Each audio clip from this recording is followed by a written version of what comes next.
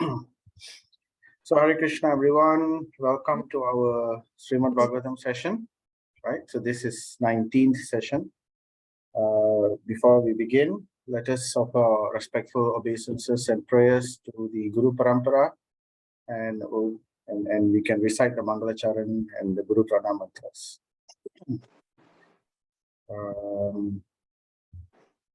Om Ajnanatimiraandasya Jnananjana Shalakaya Chakshurumilitam Yena Tasmai Shri Guruve Namaha. Shri Chaitanya Manobhishtam Stapitam Yena Bhutale Swayam Rupa Gadamayam Dadati Swapadantikam Vandeham Shri Guru Shri Yuta Padakamalam Shri Guru Vaishnavamscha Shri Rupam Sagrajadam Sahagana Raghunathanvitam Tam Sajivam Sadvaitam Savadutam Parijana Sahitam Krishna Chaitanya Devam Shri Radha Krishna Padan Sahagana Lalita Shri Vishakhanvitam He Krishna Karuna Sindhu Dinabandhu Jagatpati Gopesha Gopika Kanta Radha Kanta Namaste Jayatam Suratau Pangor Mama Manda Matirkati Matsarvasva Padambojao Radha Madanamo Divya Drindaranya Kalpadru Madaha Srimad Ratnagara Simhasanausto Srimad Radha Srila Govinda Devo Prashtali Bihi Sevyamano Smarami Sriman Radha Rasarambi Vamsi Bata Tatastitaha Karshan Veno Swanair Gopir Gopinata Srestunaha Tapta Kanchana Gaurange Radhe Vrindavaneshwari Rishabhanu Sute Devi Pranamami Hari Priye Jaya Shri Krishna Chaitanya Prabhu Nityananda Shri Advaita Gadadhara Shri Vasadi Gaura Bhakta Vrinda Hare Krishna, Krishna Krishna, Hare Hare, Hare Rama, Rama Rama, Hare Hare. Hare Krishna, Krishna Krishna, Hare Hare, Hare Rama, Rama Rama, Hare Hare. Hare Krishna, Krishna Krishna, Hare Hare, Hare Rama, Rama Rama, Hare Hare. Namo Vishnupadaya Krishna Prasthaya Bhutale Srimati Bhakti Vigna Vinashana Nrsimhai Namini Namo Vishnupadaya Krishna Prasthaya Bhutale Srimati Bhakti Vedanta Swami Niti Namini Namaste Saraswati Devi Gauravani Pracharine Nirvisesha Sunyavadi Paschatya Deshatarine Mukam karoti vachalam pangum langayatim girim yatkripa tamaham vande Sri Guru Vinatarinam Paramananda Madhavam Sri Chaitanya Mishwaram Tatsat Narayanam Namaskrityam Naram Chaiva Narottamam Devim Saraswatim Vyasam Tato Jayam Budhiraye Nastapráyeshu abhadreshu nityam bhagavata sevaya bhakti bhagavati uttama sloke bhaktir bhavatir naishtaki. By regular attendance in classes on the Bhagavatam and by rendering of service to the pure devotee, all that is troublesome to the heart is almost completely destroyed, and loving service unto the personality of Godhead, who is praised with transcendental songs, is established as an irrevocable fact.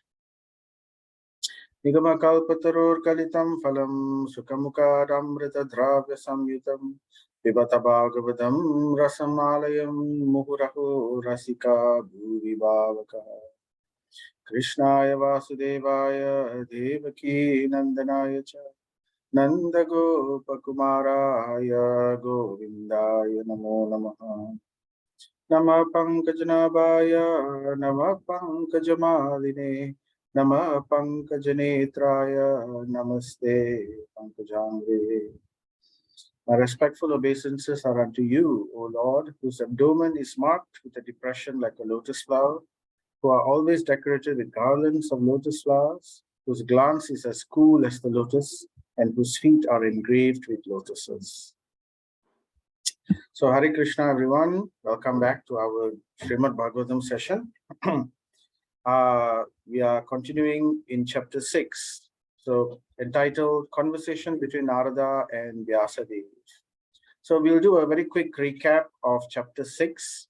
The previous session, we recapped all the way from chapter 1. So, we're not going to do that today. So, today we will just recap what we covered in chapter 6. We started chapter 6 last session. Right, so in chapter 6, Narada Muni, after instructing, so chapter 5, the title was Narada's instruction to Vyasadeva. Chapter 6, the title is Conversation between Narada and Vyasadeva. So it's not so much instruction, it is basically Narada Muni is now sharing. So he has instructed Vyasadeva earlier as his guru. So after instructing, he's like giving an example about himself. See, I'm telling all this theory, but actually I am the example where I have actually tried all these things and it has worked. So just see my own example. So he's telling what has happened to me, what I went through. So therefore, he's having a pleasant conversation with Vyasadeva, further reinforcing the points which he made in the previous chapter. So more on Narada's past life as Dasiputra. Dasiputra means the son of the maidservant. So we talked about Narada Muni's, he spoke about how after the Bhakti Vedantas left, and then his then what happened?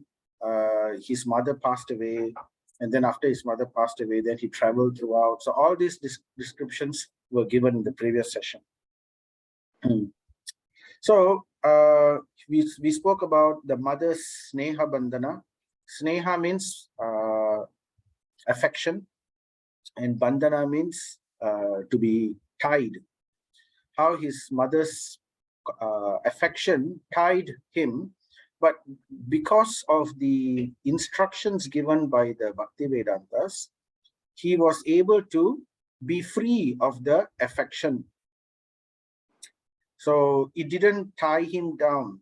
So when his mother died, he was able to see, by the grace of the Bhakti Vedantas, to see this as an arrangement of the Lord, as the Lord's special mercy, opening the pathway for him to pursue spiritual,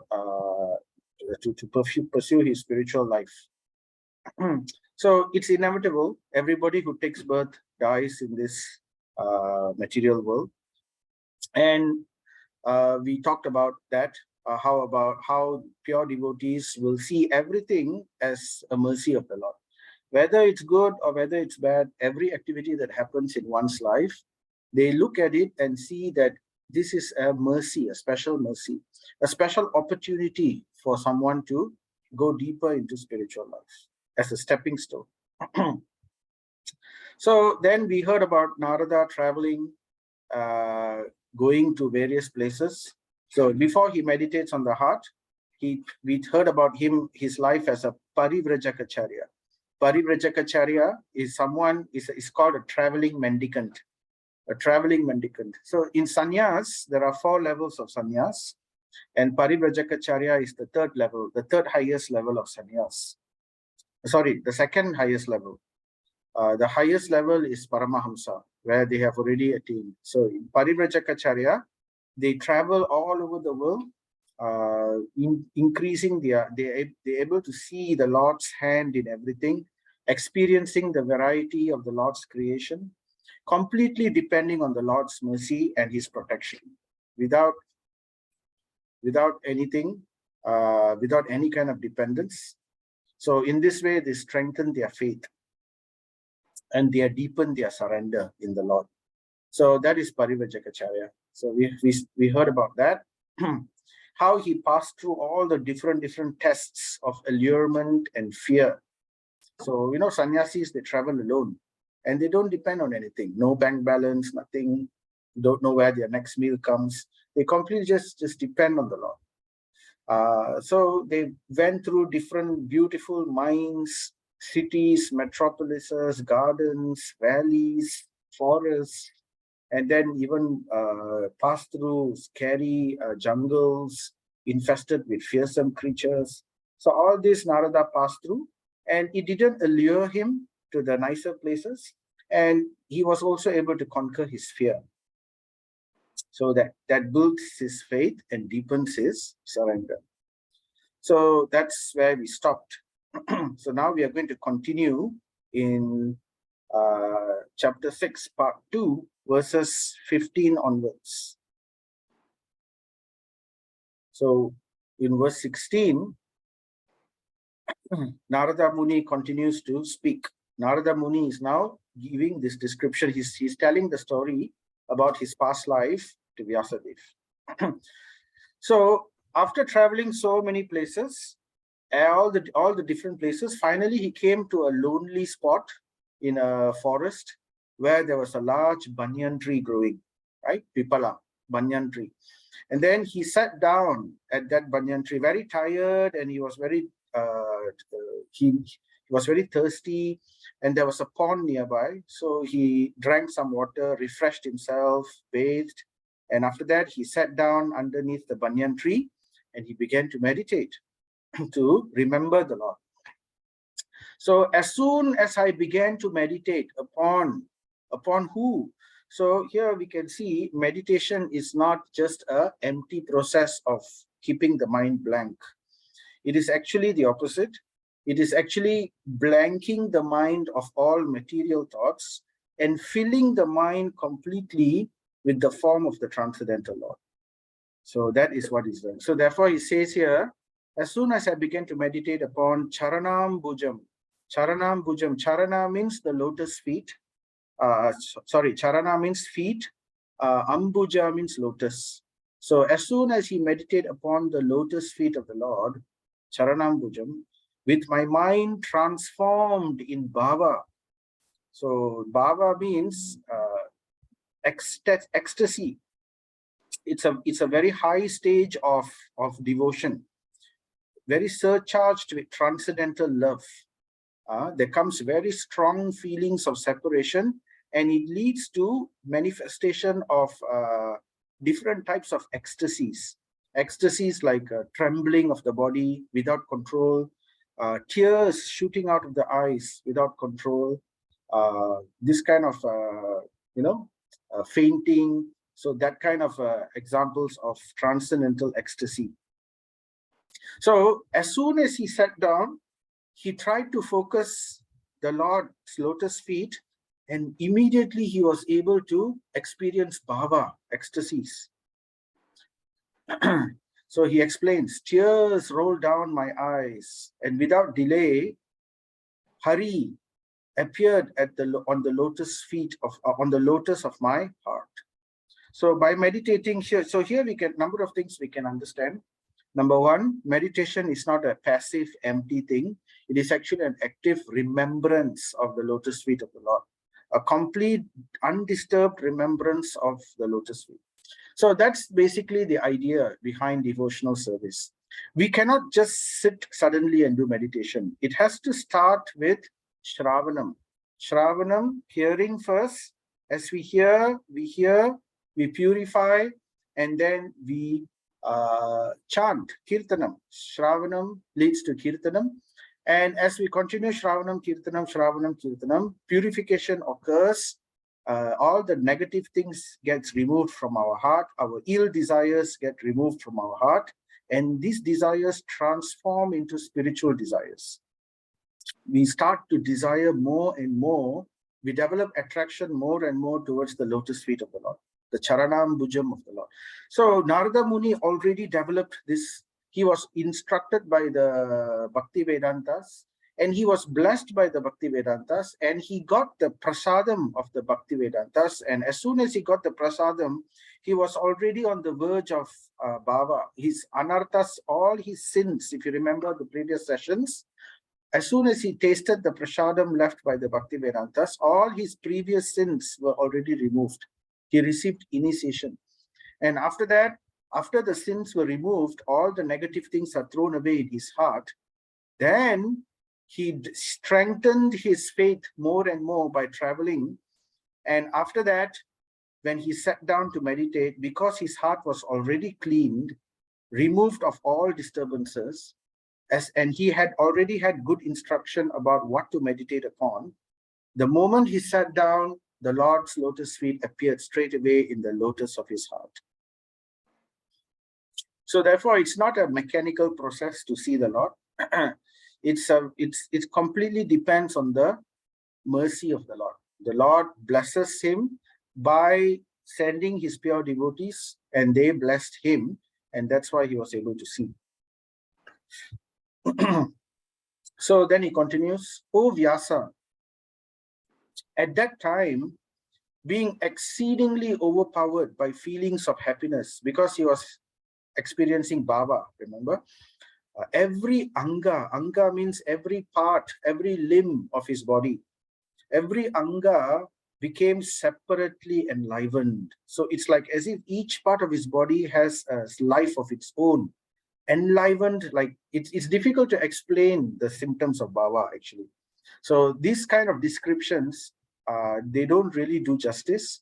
It's just because you can't really put it into words, this kind of transcendental ecstasy. So and Prabhupada says here, gives a comment, Ananda and bhava have no mundane comparison.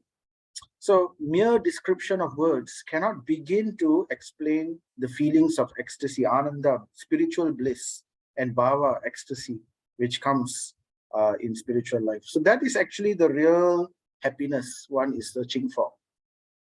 It is eternal, it is unending, right? As compared to the temporary drag, material happiness that one experiences.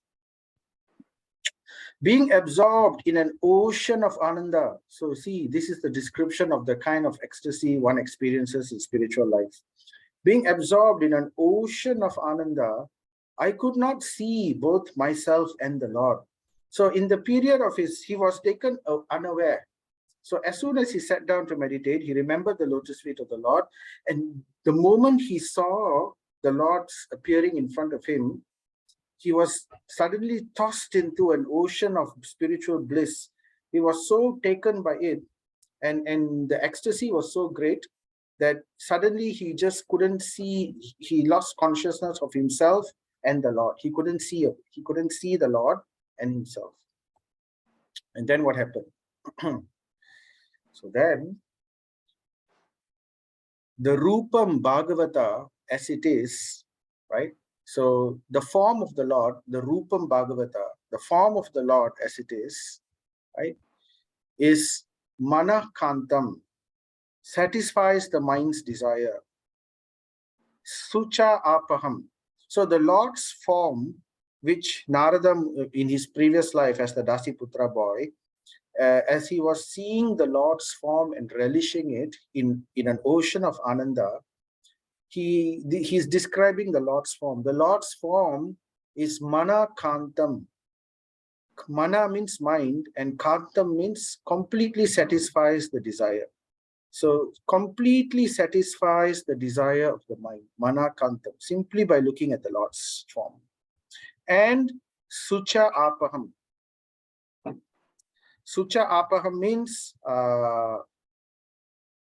it's how to say, it's purified. It purifies the mind from all material incongruities. So all kinds of material things, material thoughts, material desires, all of it is pushed far away and thrown away. Is no longer, such desires are no longer there. So that is the effect of coming into contact with the Rupam Bhagavata, the form of the Supreme Lord. Upon losing that form suddenly, so remember, Narada Muni, this Dasiputra, he was thrown into ecstasy, and in that moment of ecstasy, suddenly he lost contact of the form of the Lord. So upon losing that form, I suddenly got up. So can you imagine? He was ecstatic, and then suddenly the form just disappears. So it's like a shock. So suddenly just got up, being perturbed, as is usual when one loses that which is desirable. So then, as soon as he got up, he was thinking, he was looking, despite my attempts to concentrate. So again, he tried to concentrate. He did it. He achieved it.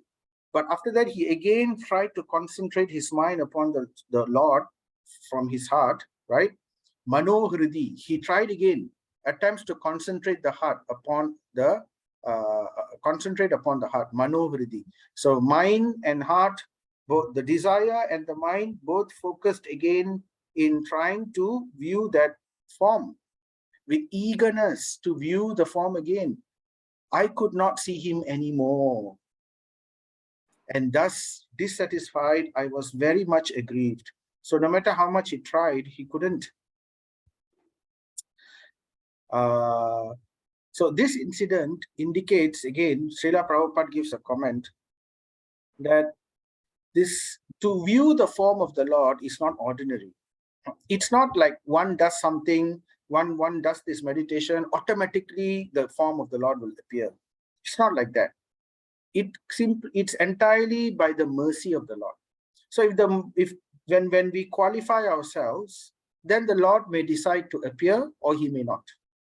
Without qualification, there's no reason the Lord should appear. But when we qualify ourselves, still the Lord is Swarat. He is independent. He is not bound by one's devotion or by one's activities to appear. It's not like that. He cannot be summoned just like that. So anyway, he appeared and then he disappeared. However, seeing my attempts in that lonely place, the personality of Godhead spoke to me. So he heard the voice of the Lord. He couldn't see the form anymore, but now he heard the voice. Mam aha gocharo giram. Mam aha gocharo giram means he heard the voice of the Lord. The Lord spoke to him. The word ahagocharo means the sound which he heard was not an ordinary sound. It is a sound which is beyond the physical sound. You know, in physics, we learn that sound travels through a medium. Like you need air for sound to travel. You need, that's why in space there is no sound, so the scientists say. But actually, there are two types of sound. There is the material sound and there is the spiritual sound. Just like in science also, even with light, previously they used to say light, it travels through light travels through waves, ultraviolet spectrum, infrared spectrum, and then we have the red light spectrum. So many, the microwave spectrum, gamma ray spectrum, and then the visible light spectrum. So these are all spectrums indicating wavelength. So there's a wave in physics we learn, right? But at the same time, light also behaves differently. The modern scientists now have acknowledged. You can also describe light in terms of photons, not in terms of waves, but in terms of photons. It's like particles of light, photon, which travel straight, not in the form of a wave. So both theories have been proven correct by science, but they cannot explain the two differences. Why this one, why photon and why wave theory? How do they harmonize the two theories together? They cannot. They just know that both is possible. They can't harmonize it. So in the same way, sound also, there is physical sound representation of material sound, and there is also spiritual sound. So the Lord's power is inconceivable. He can change matter to spirit, spirit to matter. So by the means of his name and his as we chant his name, it's a transcendental sound vibration. So as the Lord speaks, his voice is also transcendental sound vibration. So therefore, it's proven by this use of this word, ahagocharo. Ahagocharo. Agochara means the sound is beyond the range of physical sound. So it's a special sound. So that's the understanding. So Prabhupada says in the Vedas, it is said that God is beyond the approach of mundane words and intelligence. And yet, by his causeless mercy, one can have suitable senses to hear him or to speak to him. So the Lord can, as I mentioned earlier, he can transform matter into spirit, spirit into matter, just like that. So why would he do that? When we attract him by our devotion. So then he can bestow his mercy upon us. Just like how he gave mercy to Arjuna for him to see the what do you call, the Vishwarupa. So like that, he can grant divine vision for one to see the form of the Lord. So, right, I think I need to, I'll just mute you, Mataji. Okay. Okay, so how did he speak? So Dashiputra, he was able to hear the voice of the Lord, and this is what he describes. So he spoke to me, the Supreme Personality of Godhead, seeing my attempts in that lonely place. The Personality of Godhead took compassion on him and spoke to him with gravity, Gambhira, in a very deep, serious gravity, and at the same time pleasing words, Slaksnaya, very pleasing words, just to mitigate my grief. And thus the Lord spoke. So the next verse goes on. The Lord spoke, "O Narada, I regret that during this Janma, you will not be able to see me anymore." So these are the words of the Lord. Then he continues, "In this Janma, you will not be able to see me anymore. Those who are, number one, kuyoginam, incomplete in service." See, this word is specifically used. Those who are incomplete in service. What service? Devotional service, right? Those who are avipakya, immature spiritually, and those who are kasayanam, not completely free from material taint, these people can hardly see me. So that is the right of the Lord. Just like an ordinary person cannot say, "I want to see the king. Let the king appear right in front of me if he exists. If he doesn't appear right in front of me, then I wouldn't accept." But the king has the right, right? He has the right to appear where he wants to. And someone from the street cannot just request just like that. So in the same way, the Lord reserves that right for only those pure devotees. So it's very interesting because here, this Dashiputra, he actually surpassed many yogis, because the whole purpose of dhyana yoga is for them, they will sit, they will practice asana, sitting in various postures so that they can sit for a long time. So then they will practice concentration. Then the concentration is so that they can focus, and then they can meditate. And then after a long time of meditation, slowly the image will bloom in their heart, and it will remain fixed for a long time without deviation.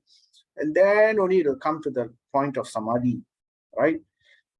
But here, this Dasiputra, because of the blessings of the Bhakti Vedantas, he already surpassed all these stages.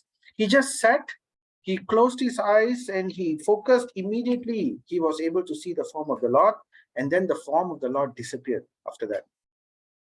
So he achieved what the dhyana yogis are trying to achieve. So here we can understand that the goal of the dhyana yoga is still not complete.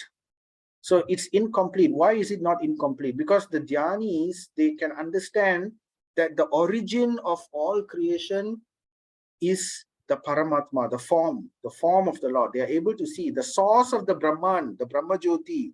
It all comes from the Paramatma. They see the Paramatma. But that relationship is not complete because the Atma purpose is to serve that Paramatma. So until that service relationship is established and fructified, then it's still that the person is to be understood as spiritually immature. So dhyana yoga is just one step. It's the second highest step, but it's still just one step. After that, he has to progress to bhakti. So this explanation is given here. Incomplete in service. Otherwise, why would he say it's incomplete, right? Avipakya, immature spiritually, though he was able to perfect meditation. And the Lord also shows, even if you perfect meditation, I reserve the right to appear or to disappear. Kasayanam, so not completely free from material taint. Yeah, he's free from sin. There's no more sin attached to him. But the heart is not completely transformed yet. So even in liberation, because Bhava stage, here it's mentioned that this boy, he already achieved Bhava stage. Bhava stage is a very high stage in devotion. It is actually beyond liberation. So he's already liberated from the cycle of birth and death. No more samsara, no more karma. He's liberated and out of it, but still his heart is not purified. Now, what does that mean? It means that his desire is not perfected yet. So just being free of karma doesn't mean that one can become a pure devotee. So liberation is easily enough attained. There are many examples of people being liberated. But the real purpose of spiritual life ultimately is to have that change of heart. What is that change? The change from trying to satisfy my senses, my desires, my understanding, my me, I am the Lord, I am the master, to convert that consciousness into the consciousness that I want to serve you, that you are the Supreme Lord, I am your eternal servant. So that kind, and by pleasing you, that's my goal of my life. So that kind of consciousness has to transform. So that is real, that is devotion, isn't it? So as long as that doesn't happen, that means one is still not free from the material taint. The desire to enjoy matter separate from the Lord is a material thinking. That's why the spirit souls fell in the first place from the spiritual world. Because the Lord doesn't interfere in the free will. Every jiva has its free will. So in the free will, you can decide whether you want to be with Krishna and serve him, or you want to use Krishna's energy for your own enjoyment, for your own purposes. So that is the point. So here, since this boy is in the pathway of spiritual perfection, he's already reached a very high level, but the Lord further helps him by further motivating him to completely become free. So he gives that further and impetus. So therefore, Prabhupada gives his comment here. The beginning of devotional service starts from the point when one is freed from at least two forms of material modes, namely the mode of passion and the mode of ignorance. So that is the beginning of devotional service. So basically, we try to avoid the mode of passion and the mode of goodness. If you remember Bhagavad Gita, yoga means to come to the platform of the mode of goodness. So from there we begin. Mode of goodness is not the end of it. It's just the stepping stone.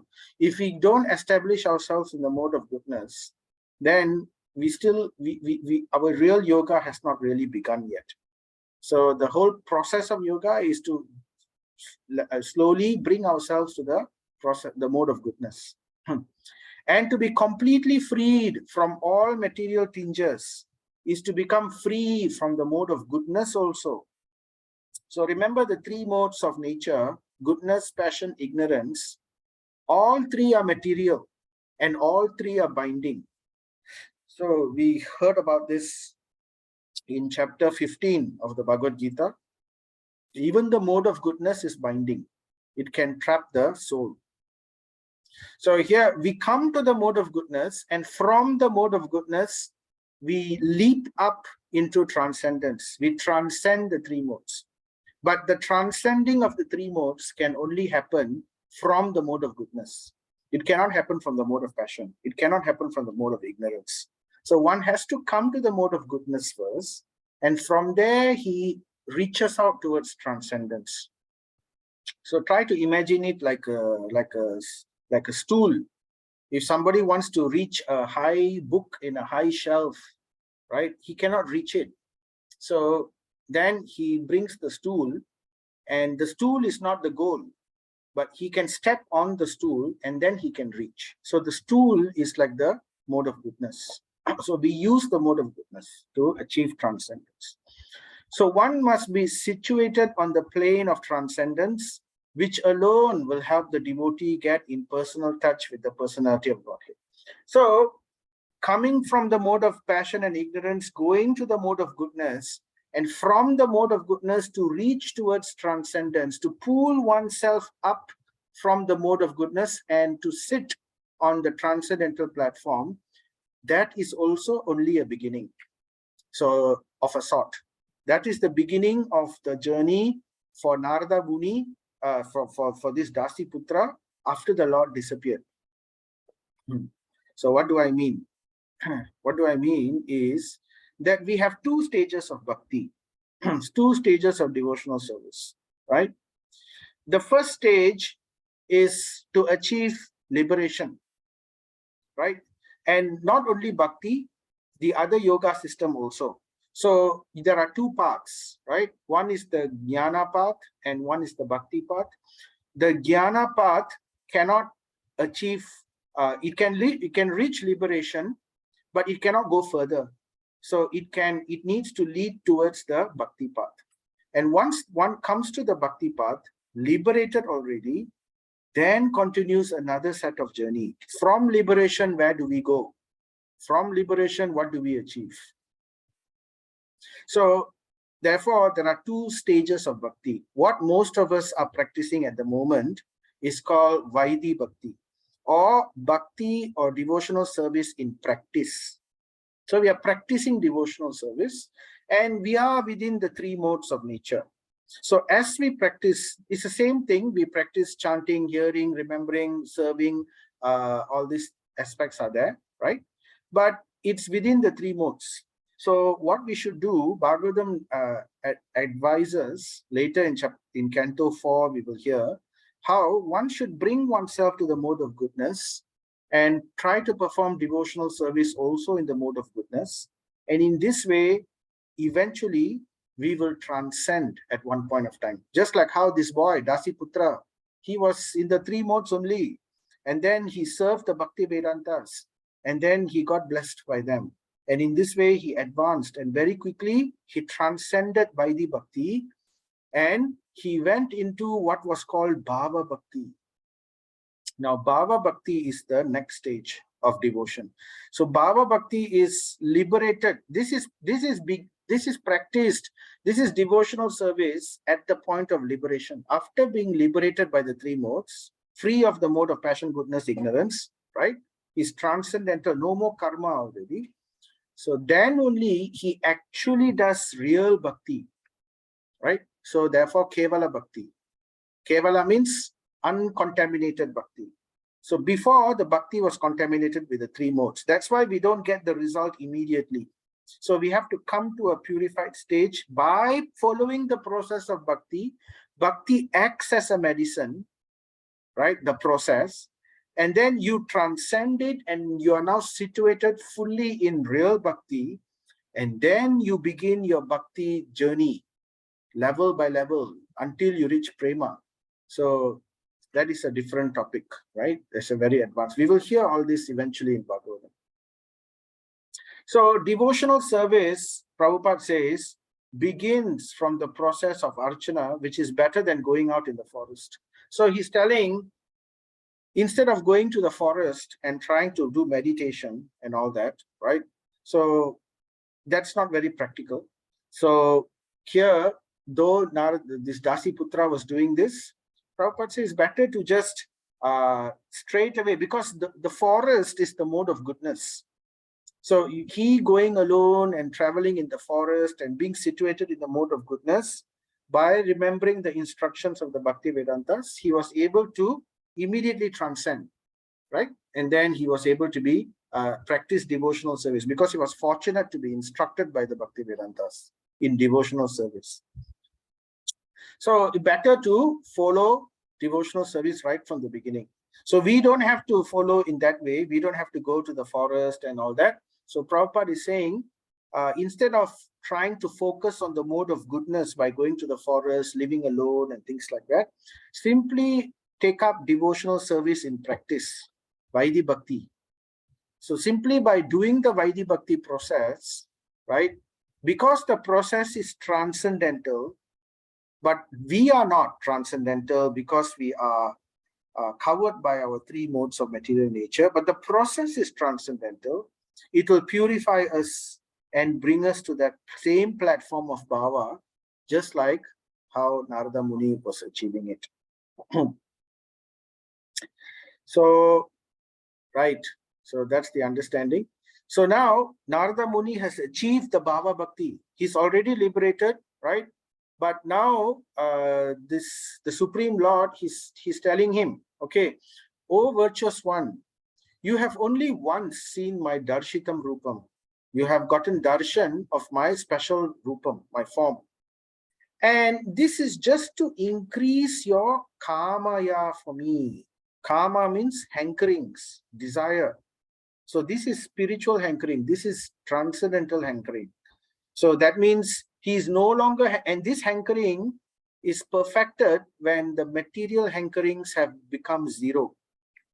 So to the extent we have material hankerings, to that extent the spiritual hankering is covered. That's why renunciation comes together with attraction towards the Lord. So the more we renounce from matter, from material attachments, the more our spiritual attachment reveals itself as we follow in this bhakti path. So just to give an impetus, just to give a further taste, right, to push Narada further. Okay, you have achieved devotion in liberation, but it's not the end of the story for you. You can still go on and experience greater and greater ecstasy. Remember, he was already in ecstasy, right? If the Lord could have just given him that ecstasy, but the Lord was being extra merciful. He wanted him to go higher into prema. So that's because he also wanted to achieve prema. So therefore the Lord reciprocates with him. Because the more you hanker for me, the more you will be freed from all material desires. So now he's free from karma, he's free from sin, but the process of transforming his heart is not yet complete. So some material desires are still there. Even though you're liberated, we can still have material desires even after liberation. So material desires to enjoy separately from the Lord. So now that transformation, the complete transformation is still taking place. So therefore the Lord is pushing him, go higher, go further, go beyond. And then he shows himself and he disappears so that he becomes attracted and addicted to the form of the Lord. And then he will continue his hankering. His hankering will become greater and greater, and that hankering will purify him even further and bring him to the level of prema. So Prabhupada says, a living being cannot be vacant of desires. Now the Mayavadis, they talk like that. Let's throw away all desire from our heart, make our heart empty. Then we become free, right? So that's what they say. Yeah, you become free, but it's not the end of the road in the spiritual journey. Again, because the heart is empty, at one point of time, it cannot remain empty for long. So again, it will fill itself up. And if we do not have attraction for higher spiritual understanding, if we do not have attraction for the lotus feet of the Lord, it will inevitably fill itself up with material attraction only, because there is only these two. There is the lotus feet of the Lord, and then there is material energy. So if we cannot develop attraction for the Lord, even though we are liberated, even though our heart is empty, because the nature of the heart is like that, it cannot remain empty forever. We cannot sit on the fence forever. So one day it will fall, and it will inevitably fall back into the material pool unless we can develop prema. So that's why, that's the whole goal, that's the whole point. So we have to go to the end of the journey to develop prema. Then we are guaranteed that we cannot fall down. But when he thinks, feels, and wills materially, he becomes entangled, Prabhupada says. So we cannot be free of desires. So instead of thinking and feeling materially, we should instead think, feel, and will for the service of the Lord. Then he becomes gradually freed from all entanglement. At the same time, we develop detachment from matter. At the same time, we develop attachment to Krishna. So this is the complete spiritual picture. Many spiritualists, they only talk about detachment, detachment, detachment, but they do not know what to fill it up. So it is detachment from matter and attachment for the Lord. So both comes together, then it's a perfect process. Therefore, seeing the Lord means being engaged in his service, because his service and his person are identical. So remember, the Lord told Narada, this Dasiputra, right? Your service is not complete. So he is encouraging Narada, this Dasiputra, to now fully take into devotional service. Because previously he was meditating, he was just walking, he was thinking of the Lord, yeah, but at the same time there was no active service. So therefore, he's nudging Narada to go further by actively engaging in devotional service. So Prabhupada says, because service to the Lord is non-different than the actual darshan of the Lord itself. So they are both in spiritual life, they are all absolute. Whichever facet you look at, they are absolute. So the sincere devotee should go on with sincere service to the Lord. The Lord will give proper direction as to how and where it has to be done. How he gives this direction? From the heart as Chaitya Guru, and also from the manifestation as Guru. So this is how he gives instruction for what is to be done, how these services are to be done. So then Krishna the Lord continues to speak. This is a nice verse. I'll just say it. Sat sevaya dirghayapi jatamayi dridha matihi. So this verse says, by service of the absolute truth, Sat sevaya. Sat means the eternal absolute truth. By service of this Sat, eternal absolute truth, even for a few days, a devotee attains firm and fixed intelligence in me. Dhrida mati. Mati means intelligence. Dhrida means unshakable, fixed. Right? Unto Mayi, me. Jata Mayi. Krishna says here, unto me. So he is that goal of that absolute truth. By one who serves this absolute truth, they develop attachment towards me. So Prabhupada says, serving the absolute truth means rendering service unto the absolute personality of Godhead under the direction of the bona fide spiritual master. So we are still Vaidhi Bhakti. So the Lord doesn't speak to us so much from our heart, because our heart is full of all kinds of rubbish. And the noise inside our heart, the desires which are in the heart, the noise is so strong, we are not interested in hearing the words of the Lord. So therefore, we accept a physical guru as per the recommendation of the Lord in Bhagavad Gita also, right? But as we progress, once we've come to the Bhava Bhakti stage, then we can begin to hear the instructions of the Lord directly from within the heart. Just like how this Dasiputra is able to hear. Then the Lord continues with this verse. Hitva vadyam imam lokam ganta majjanatamasi So what happens as we are able to hear, when one serves the Sat Sevaya, when one serves the Supreme, one develops attraction and attachment towards the Lord.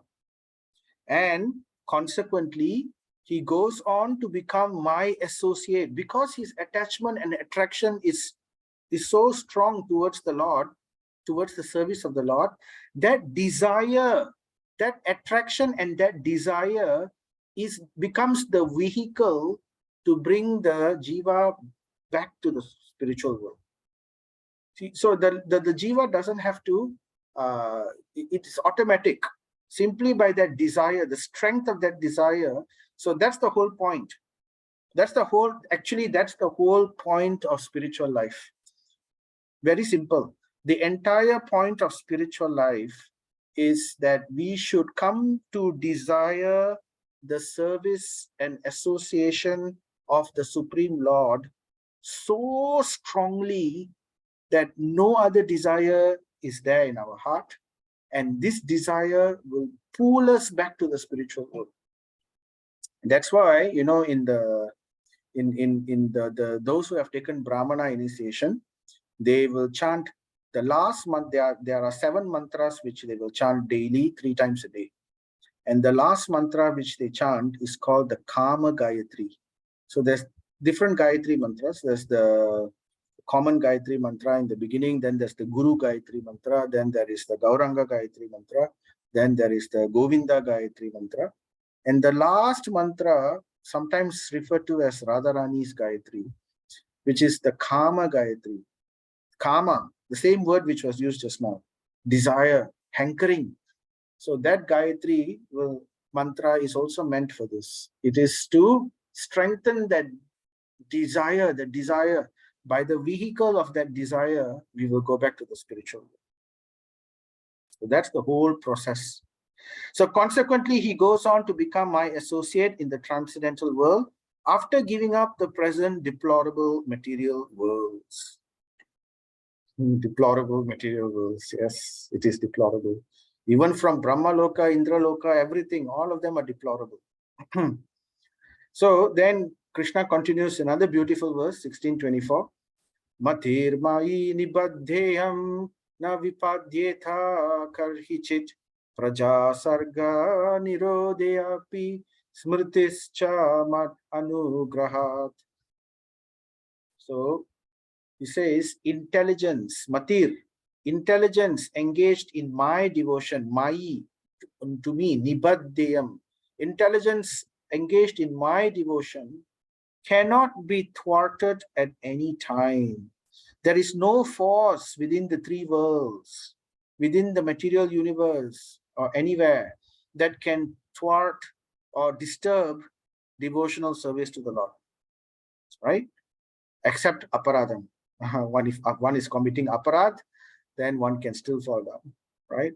But otherwise, aparad is due to one's own performing offenses. But otherwise, no other force within the 3 worlds can affect. So intelligence engaged in my devotion cannot be thwarted at any time. Even that aparad also, it simply suppresses the devotional creeper only. It doesn't destroy. It will, after some time, it will again crop up again.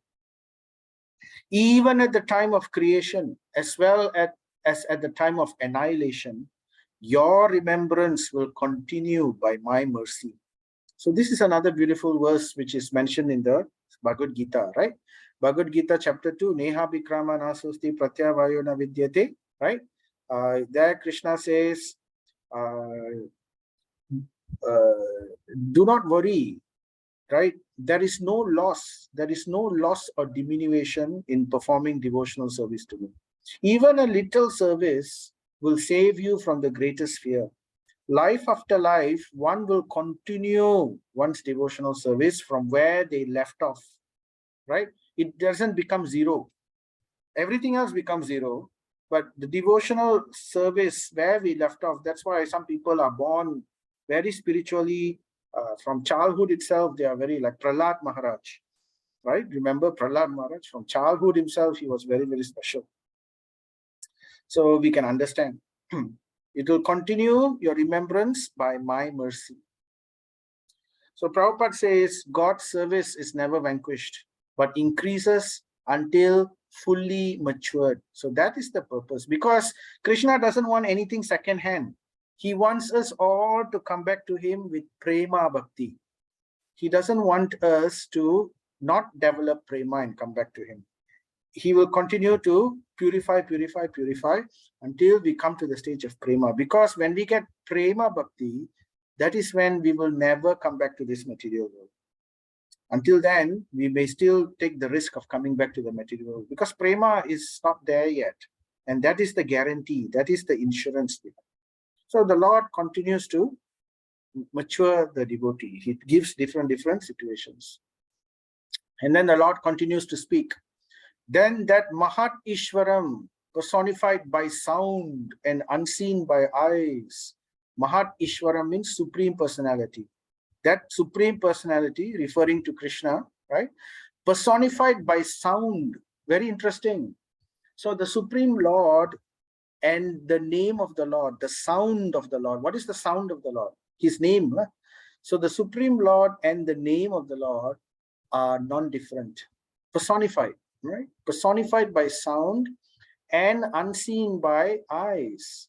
But here he's talking about material eyes. But most wonderful stopped speaking. So this personality who was speaking to Dasiputra, right? That Mahat Ishwaram, this personality, which was, because he couldn't see him already, he disappeared. But he became personified by sound, but unseen by the eyes. So that most wonderful personality stopped speaking. And imagine the feeling of this boy, this Dasiputra, after going through bhava, experiencing ocean of Ananda, then witnessing the form of the Lord and transported into unknown levels of ecstasy, and then sudden shock of disappearance, and then the Lord's voice again soothes him and brings him to the level of ecstasy, and then finally the Lord stops speaking. Feeling a sense of gratitude, I offered my obeisances unto him, bowing my head. Can you imagine such a person? He is completely changed. His motives, mood, everything is different. So for the rest of his life, after tasting something so wonderful, after experiencing the Lord's mercy like that, what do you, and then after that removed, that mercy is removed, right? Just like Radharani, right? After Radharani and when Krishna and Radharani, they were experiencing so many beautiful pastimes. And when they were separated, when Krishna went to Vrindavan, when Krishna went to Mathura, can you imagine Radharani's feelings of separation? Her feelings of separation is the highest hankering, is the highest prema. No one can experience that kind of level of hankering as hankered by Radharani. But there are different levels of prema. So therefore, here, Krishna here is trying to get Dasiputra to experience that hankering. So therefore, he disappears.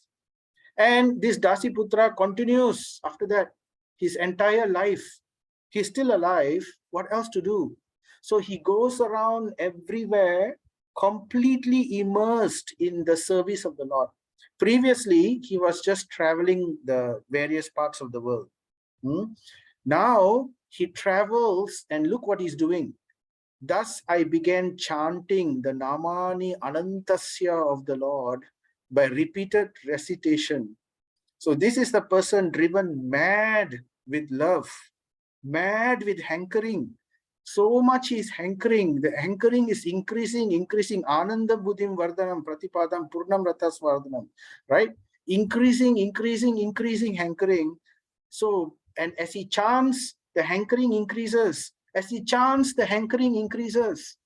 And he begins to dance in ecstasy, just like how Chaitanya Mahaprabhu was doing this. So this boy, Dasiputra, was also experiencing similar kind of experience. Thus, I began chanting the unlimited name, Ananta, unlimited namas, the names of the Lord. All right. Actually, here the meaning is unlimited ecstasy within the name of the Lord. So he began chanting the name of the Lord, which contains unlimited ecstasy. by repeated recitation. So this is where chanting. So chanting is as old as Bhagavatam, isn't it? It's not a new thing. It's there since the chanting of the names of the Lord. Repeating the names of the Lord, japa, right? This is chanting. Ignoring all the formalities of the material world. So one who follows this path, this process, he is not worried about any other convention, right? Any other rules or whatever it is. He doesn't have to comply to karma kanda rules. He doesn't have to follow what some Puranas like Garuda Purana or some other Purana would say about samskaras and all these things. He doesn't have to follow. He is actually freed of all this. The Lord personally takes care of him. Right? So that is the actual position of a Vaishnava of that level. So such chanting and smaran of the transcendental pastimes of the Lord are Bhadrani. Bhadrani means all auspicious, Bhadra. So such chanting and smaran, remembering, such chanting and remembering. So by chanting, we remember. If we don't chant, we cannot remember. And if we don't hear, then we won't chant. So here, chant, remember. And the loop continues until the loop becomes bigger and bigger and bigger, and it becomes more and more and more concentrated. And then it just blows our mind off. It's unbelievable, the type of ananta. So such chanting and smaran, remembering of the transcendental pastimes of the Lord, are Bhadrani, all auspicious, benedictory, as well as Guhyani, mysterious. No one can understand. It's mysterious how such a person is experiencing such great ecstasy. So doing, Narada is telling Vyasa, I who am Gatasprihaha. Gatasprihaha means completely freed from all material desires. So he was already completely freed from all material desire. Sorry, he became freed from all material desires. So this is what the mercy of the Lord did for him. Earlier, he was still having some tinge, some vestige of material desire, some kind of selfishness somewhere. But after this chanting and continuous serving and remembering, he became Gatasprihaha, completely freed from all material desires. And Tustamanaha. Tustamanaha means fully satisfied in the mind. And what happened? In this way, he traveled all over the earth, humble, because freed from the false ego, right? Vimada, without being proud. The word Vimada means without being proud, humble, freed from the false ego. Therefore, Krishna says, right, Trinarapi Sunichana Tarorapi Saisuna Manina Manindra Kirtaniya Sadahari. More tolerant than a tree, humbler than a blade of grass, giving respects to everyone and expecting no respect for oneself. In this way, one can chant the holy name of the Lord, right? And non-envious, vimatsaraha, because he has realized that he's a spiritual soul by realization, and he understands that his only goal is to go back to Krishna, to serve Krishna.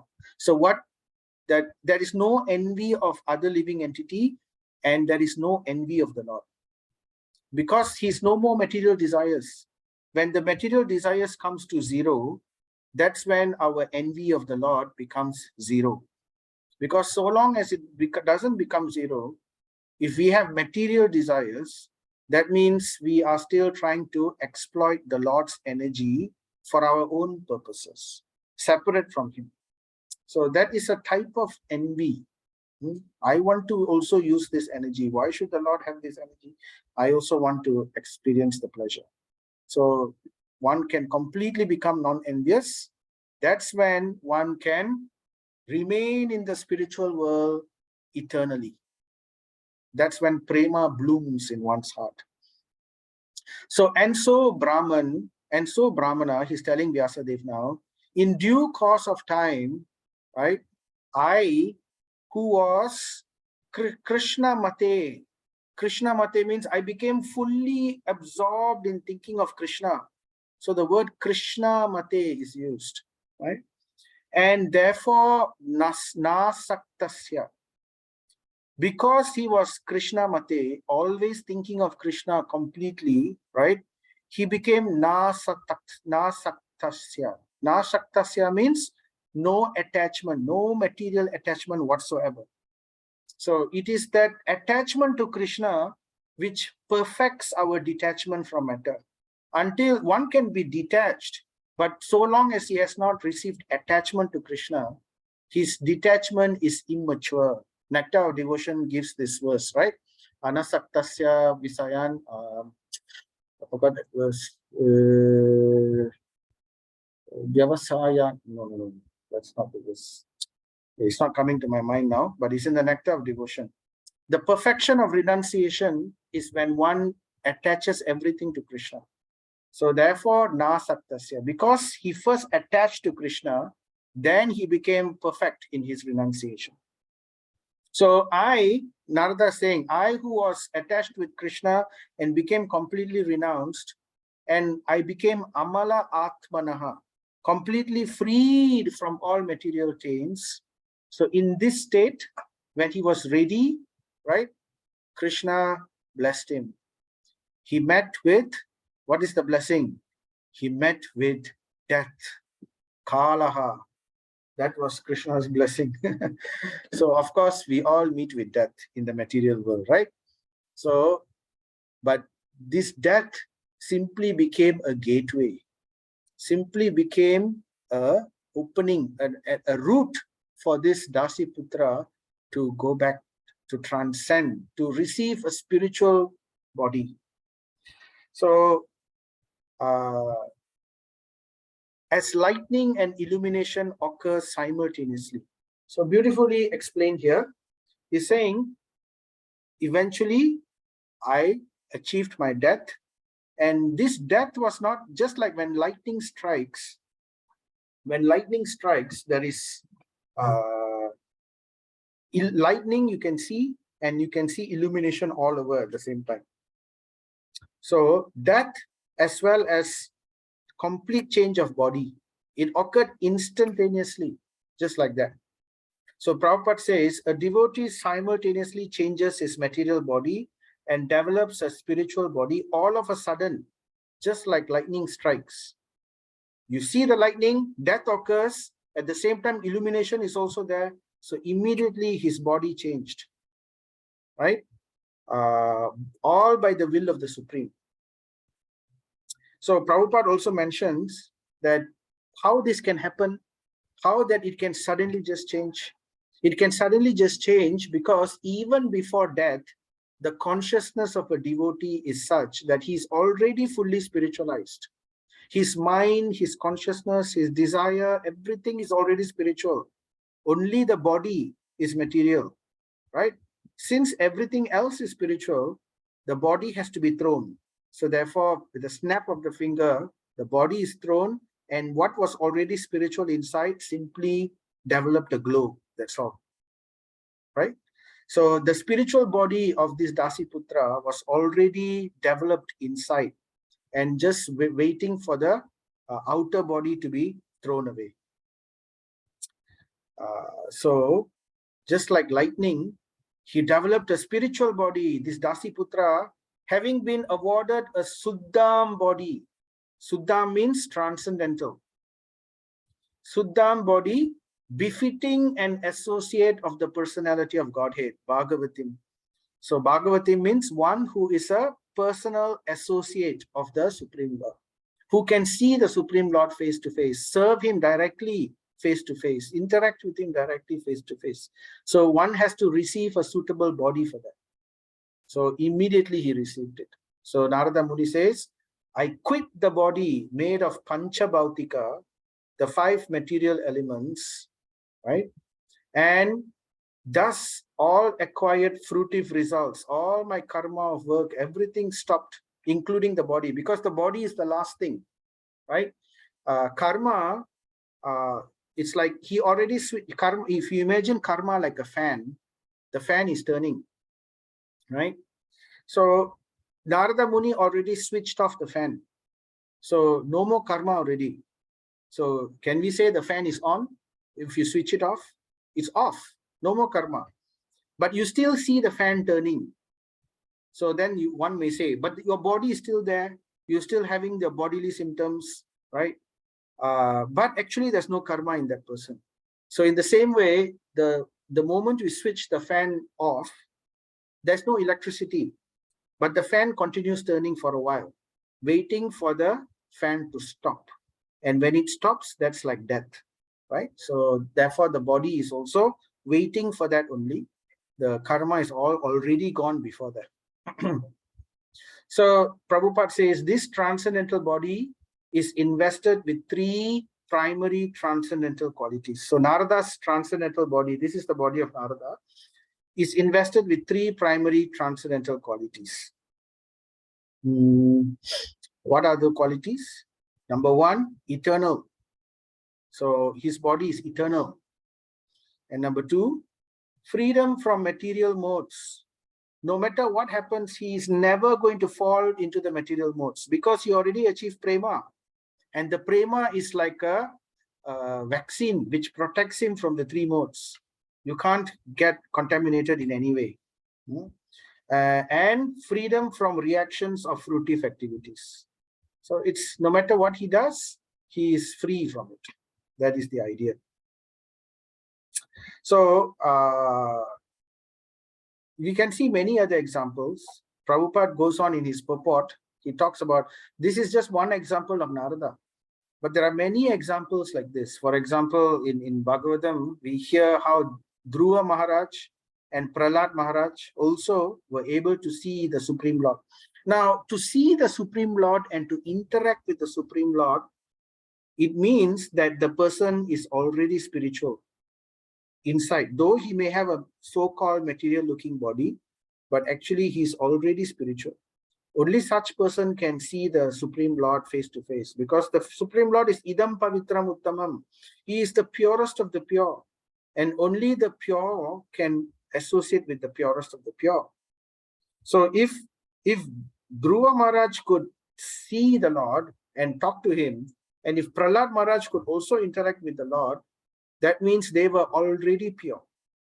Same thing with the Pandavas. So this is just this so-called body is just waiting for transformation. That's it. Inside, everything is pure already.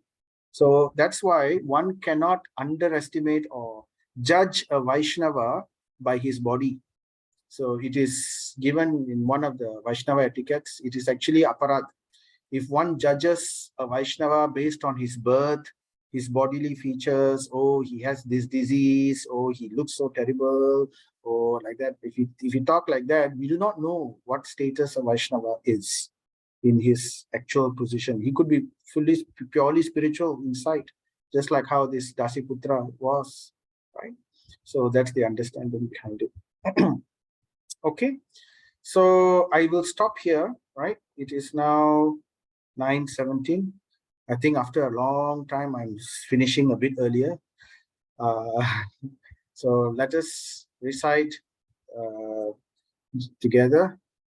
Jai Sri Krishna Chaitanya, Prabhu Nityananda, Sri Advaita Gatadhara, Sri Vasadi Gaura Bhakta Vrinda, Hare Krishna, Krishna Krishna, Hare Hare, Hare Rama, Rama Rama, Hare Hare, Hare Krishna, Krishna Krishna, Hare Hare, Hare Rama, Rama Rama, Hare Hare, Hare Krishna, Krishna Krishna, Hare Hare, Hare Rama, Rama Rama, Hare Hare. Srila Prabhupada ki jai, Srimad Bhagavatam ki jai. So, are there any questions, any doubts or whatever anyone wants to raise? Then we can share.